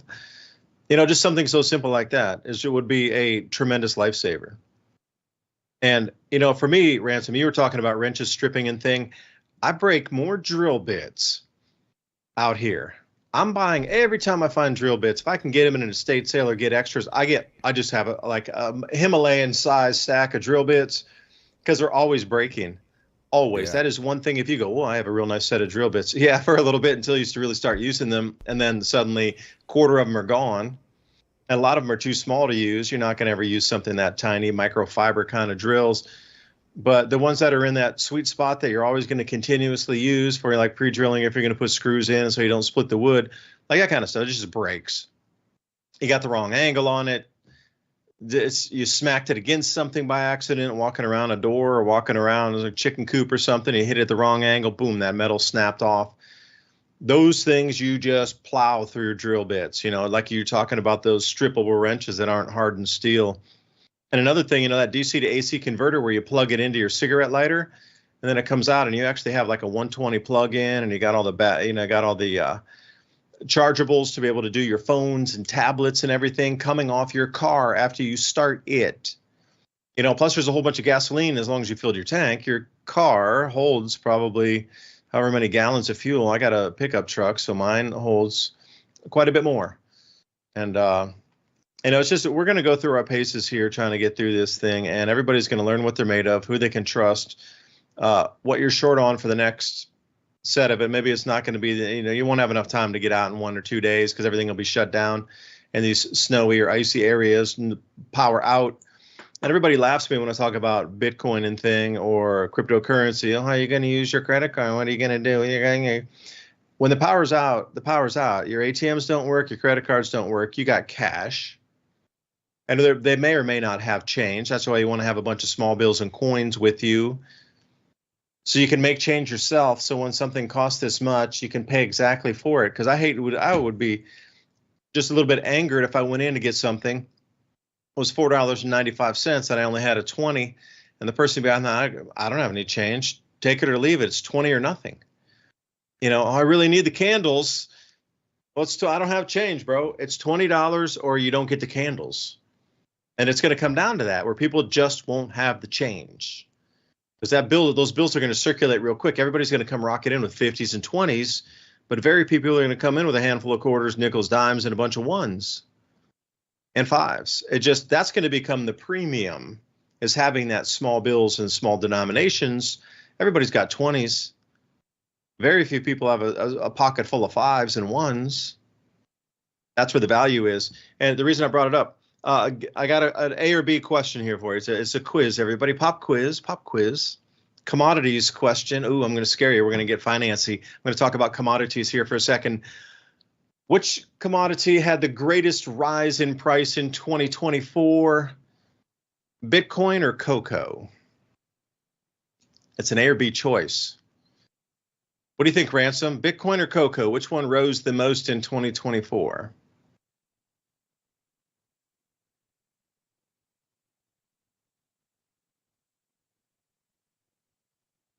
Anybody else?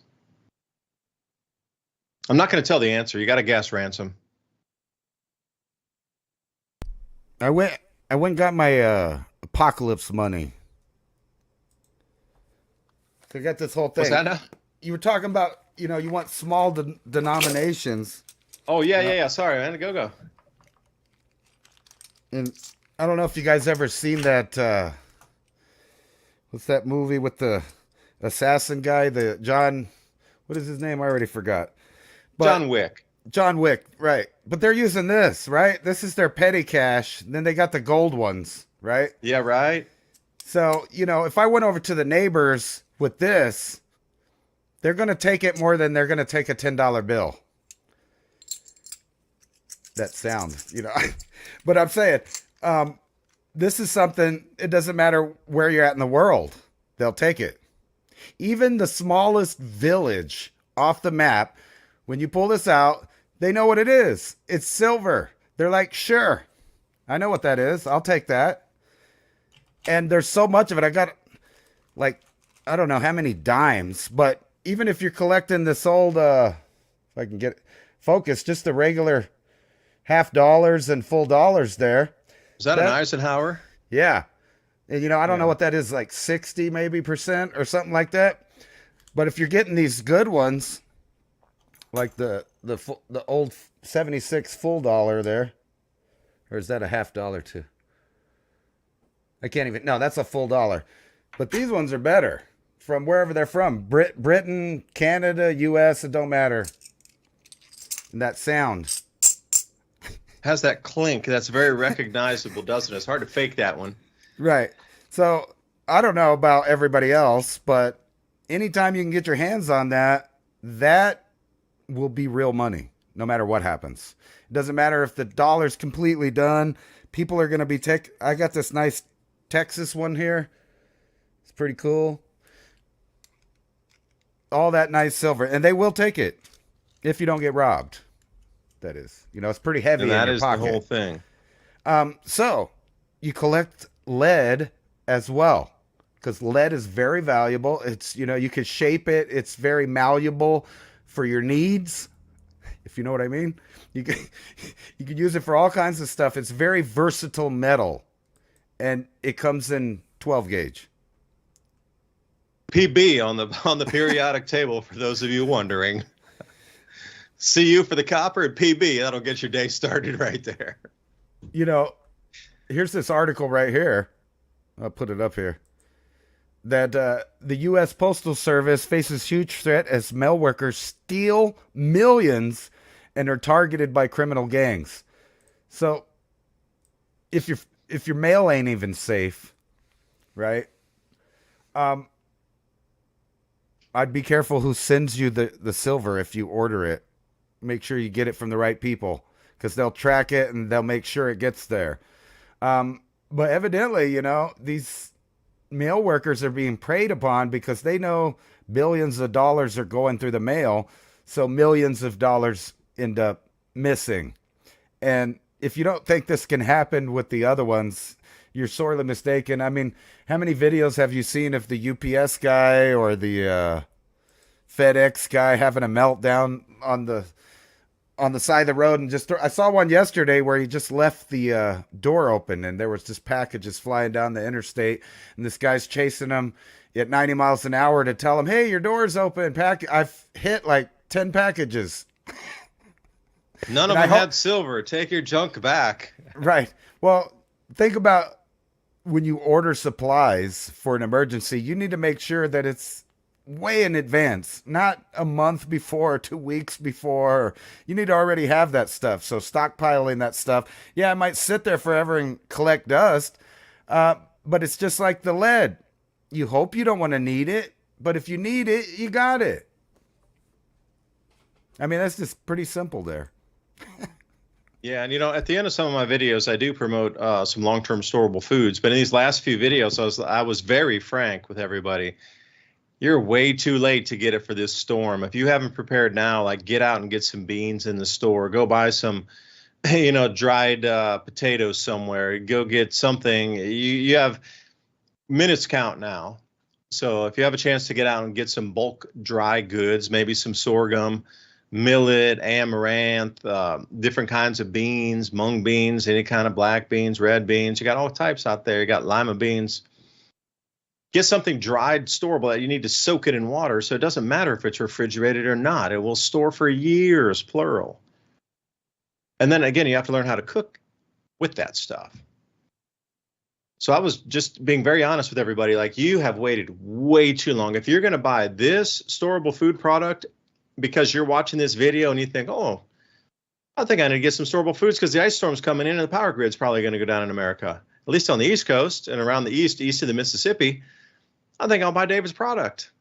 You're way late to the game. I'm sorry. I was very forthcoming with that. If you're buying it for this storm and this set of events, don't waste your money. Just go get something else real quick because you're not gonna have enough time. By the time you order it and they send it, you're talking weeks to get the delivery. You're not going to get it delivered. And that's the whole thing. Is like some people think that they can order it and it'll be there tomorrow on bulk supplies on storable foods. This thing is backed up out months sometimes.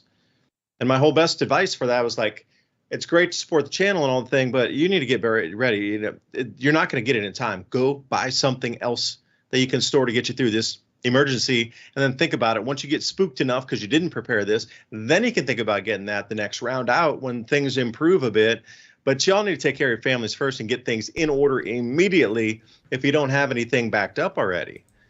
I mean, it's surprising. It's just like, you see that, and I'm so baffled. Like, you see hurricanes coming, and we have hurricanes every year multiple times, and still to this day, you have people like 3 hours before the hurricane's going to make landfall going, oh, I'm looking for some plywood. Can I get some like plywood at the store at Home Depot? I'm looking for plywood. Is it in here? It's crazy how people, even at this day and age with this much connectivity and understanding, that they are still waiting till the last second to do things. Completely unprepared. Right. I look into this as sort of a survival of the fittest, and it will be at this point if the grid goes down as predicted. Only the people who are prepared are the strongest of bodies will survive through this event. If it extends out past 3 to 5 days, if it goes to a 2-week or 2-month event, man, that's going to be right. If our world will ever be changed, man. I'm serious. If you were ordering the storable foods, that's for next year's hurricane. That's for next year. Yeah, that's for next year. Not for now. A good thing you could do, and I don't know why, but people don't remember that beans and rice go a long way. And you can sprout them and turn them into microgreens too, and get a fresh veg out of it in less than 7 days. Right, but you could go get, I don't know, 2 or 3 bags of each, and it would last your family of 4 for a couple of months in a pinch. Yeah, you might get sick of eating beans, but you'll be eating. Yeah, 25-pound bag of, there's a couple of, like, black-eyed peas are my favorite, by the way. If anybody it's the white ones with the black dot on it, black-eyed peas. New Year's treat. That is some of the most supple, yummy, snap, sweet microgreens you can grow. And that is like a beginner microgreen. You can you throw it, get it soaked up, throw it out on a tray, water it every 12 hours, rinse it off, and you got greens coming up in a couple days.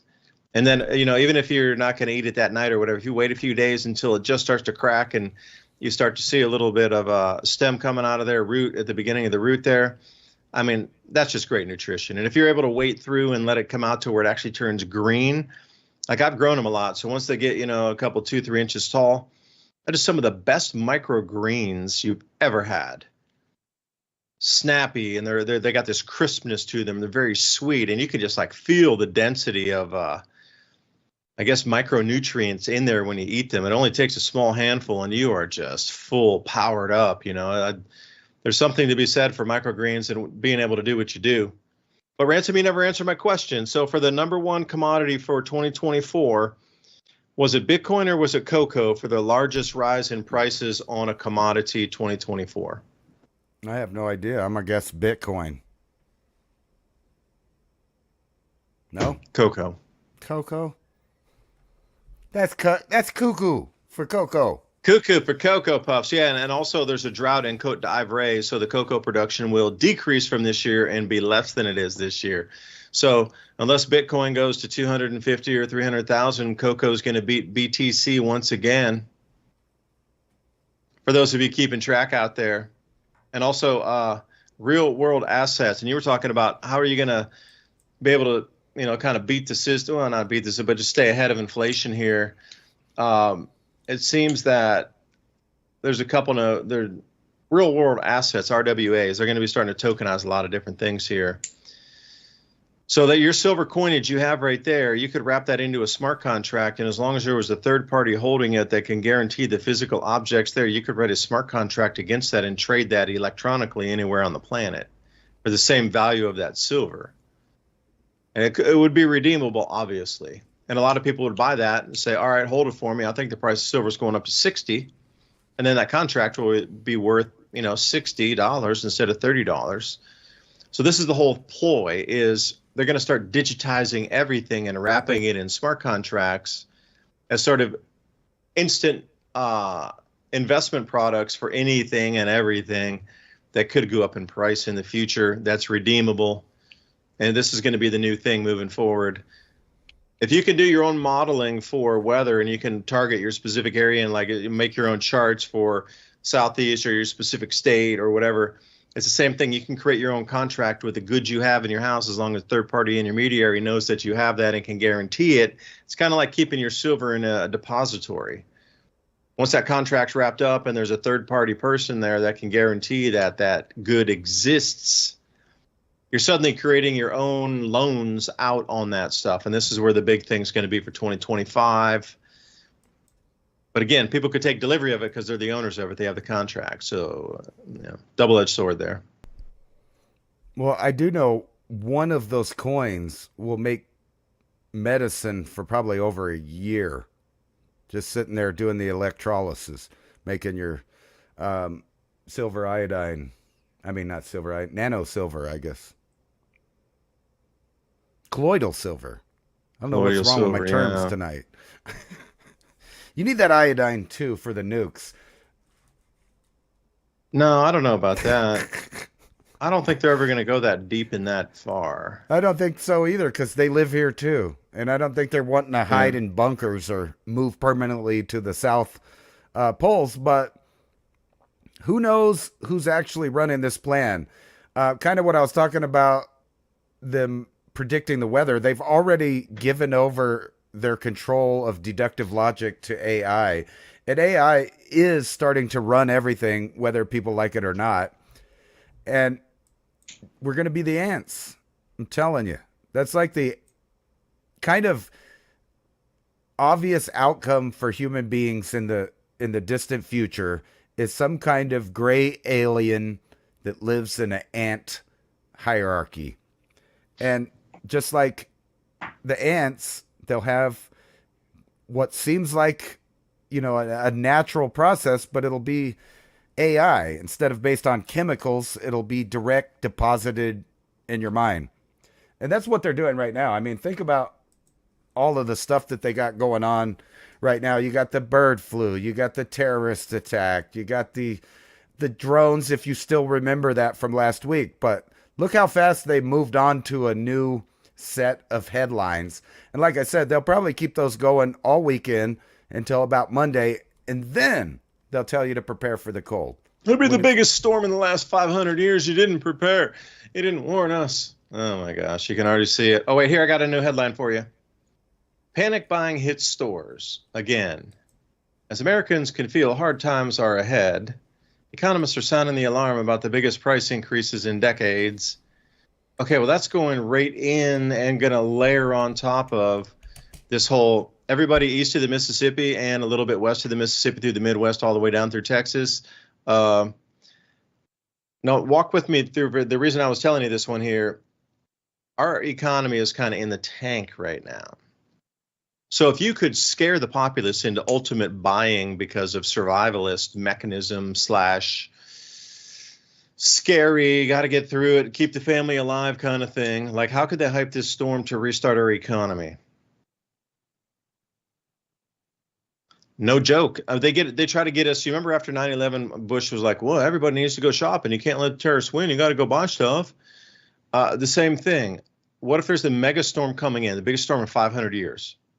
And absolutely, they're going to tell you, once they start to broadcast that power grids are going to go down, oh my, you're going to watch everything fly off the shelves. And would that be enough to restart the economy again, at least boost it in the beginning here? Just asking for a friend. Because too many things are lining up. It's almost as if it's being ridden on top of and amplified with the current technologies we have. They didn't start it. I'm just saying they amplified it, riding on top of it to create an outcome for societal. So I would say pushing those who have a hand who guide society, that whatever has been here since the beginning of organized civilization is now at it again. But, to restart parts of the economy, to instill the fear. And wait a second, multiple Arctic outbreaks. Yeah, there's three, by the way, three pulses are coming. I call them pulses. You might call them outbreaks. Same, but different. Colossal winter storm to unleash. Okay. These are the headlines you're getting here. Now, they're probably going to get crazier as the weekend goes on. But what will that do? That will cause panic buying. But don't think of it as panic buying. Think of it as stimulus to inflate the economy. People don't want to spend their money right now. They're very afraid. That's the reason I was looking at that. Panic buying in his store. People can feel hard times ahead. Okay. We all see 2025 is going to be strange. People are trying to buy it now because it's going to cost more later. But imagine if you could hit that ultimate panic. What's the ultimate panic button? Nuclear? I'd be partying on the roof because I just don't care. I want to see the flash. And, bro, I'm not even going to prepare because, that. If it comes to that, then just enjoy your moments because it's just ridiculous. We're so far past anything repairable at that point that just enjoy it. There's nothing to come back to, right? But they're not going to let it go that far. So what's the ultimate panic button? The power grid is going to go down and you're going to get stuck in the middle of winter. So imagine all the things that would fly off the shelves, and absolutely everything east of the Mississippi and west of the Mississippi, 500 miles, would sell out in every single store in a matter of days. Imagine the giant GDP jump that would create in our economy for the books, for the incoming prez.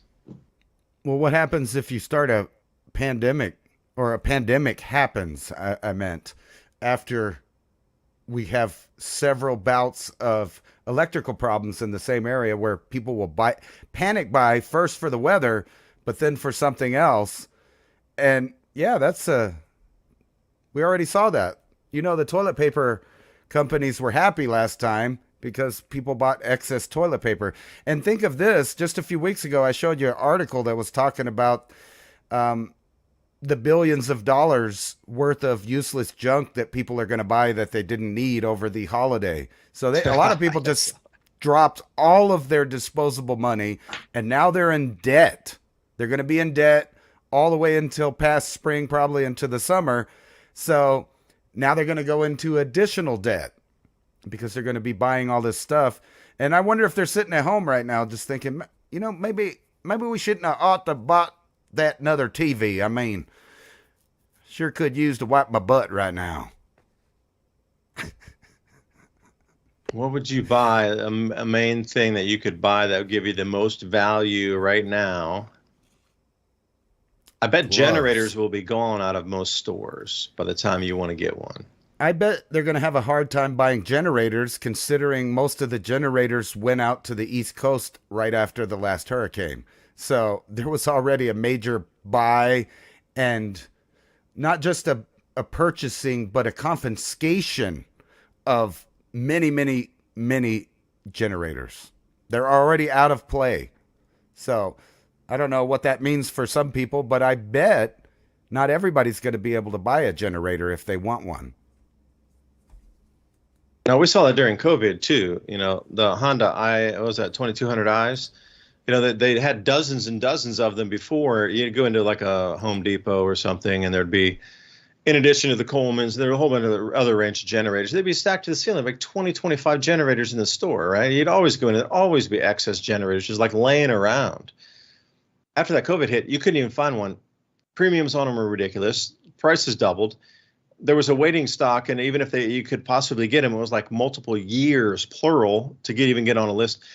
The supply has come back after COVID, but now we're into this emergency, and a lot of people, I'm going to say in East Tennessee, just bought them to take them over to North Carolina to help the people over there. So they got totally bought up all up and down again here, East Coast, to go help the people in North Carolina. Because if you got an extra $500, $1,000, and you want to do something to help a community, that's a big donation, a big gift. Get you a couple generators and take them in so you have constant power for these communities that were decimated and actually wiped out, smashed, literally wiped, scoured, clean.